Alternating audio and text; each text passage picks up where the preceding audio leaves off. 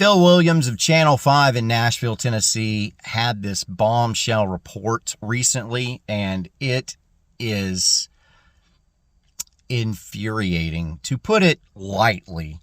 What he discovered was that a lot of legislation comes up in committees, which, you know, should happen, that's fine. But whether or not to move forward with that legislation always comes down to a voice vote. And the Republican chair takes the voice vote, doesn't take total tallies each time, and then basically kills it. And here, this is from the report to show you an example of what I'm talking about.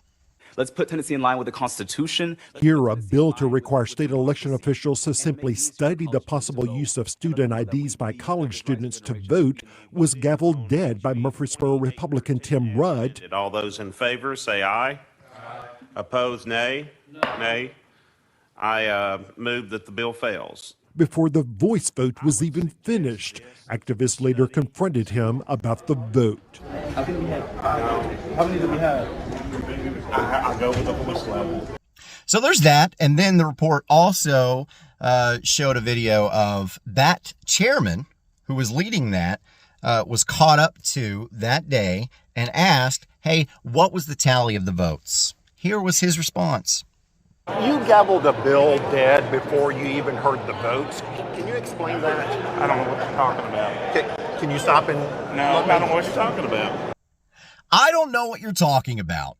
That's funny. That's exactly what I say when someone tells me that Tennessee is a democracy, because that is not how democracies are supposed to go. Now, I'm not going to catch you completely up to speed, so you might have to go back and review if you are not familiar with what I'm about to say. But there were three Democratic legislators who walked up during a House session, and there were people in the gallery, and they started a chant, no action, no peace. The House went to session or went to recess, and then about a week later, two of those Democrats were expelled from their positions and sent back, one to Nashville, one to Memphis. The third one was from Knoxville. She got to keep her seat. She survived the vote by one. So what's funny about that is I emailed every single one of the Republicans who voted to expel Justin Jones. He was the one from Nashville. He was the first one to come up from a vote. And I only got one response back from Susan Lynn. And Susan Lynn said, maybe you should ask them about why they haven't brought up any meaningful legislation about any of this. Well, kind of hard to come up with meaningful legislation and bring it forth when you're getting shot down in committees before the vote even finishes. And then you don't even know what the total tally is, because what the guys say, he goes by the volume of the vote. That's ridiculous. Everybody, Democrat or Republican, should be furious about this. This is not how our country should operate. We need voices on both sides, and we need compromise. We don't need people just completely dominating, because you know what that is? You know what that is? That's what Mussolini liked to call fascismo. Yes, that right there is fascism. It's happening right now in Nashville with the Republican supermajority.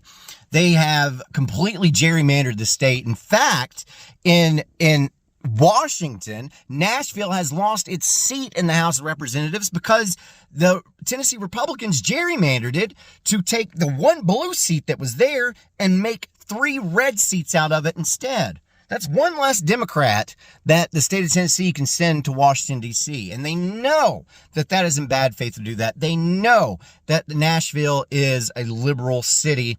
They don't care. They don't care. They do it anyway. It's not about integrity. It's not about morals. They're just running things however they see fit. That is fascism, and everyone should be up in arms about this. Listen, I don't care if you're Republican. I don't care if you're Democrat. Right is right and wrong is wrong. And that is what I stand for. So, mull that one over. You can check out the report. Find Phil Williams, Channel 5 on Twitter. Also, if you're more interested in following this long term. You can also look up the Tennessee Lookout on Twitter as well. They post a lot of really good information to keep the public informed about what is going on and how much corruption is happening in Nashville. Might make a part 2 about this because there's something that could get pretty interesting this week, and I'll be looking out for that as well. So I don't know. Stay tuned.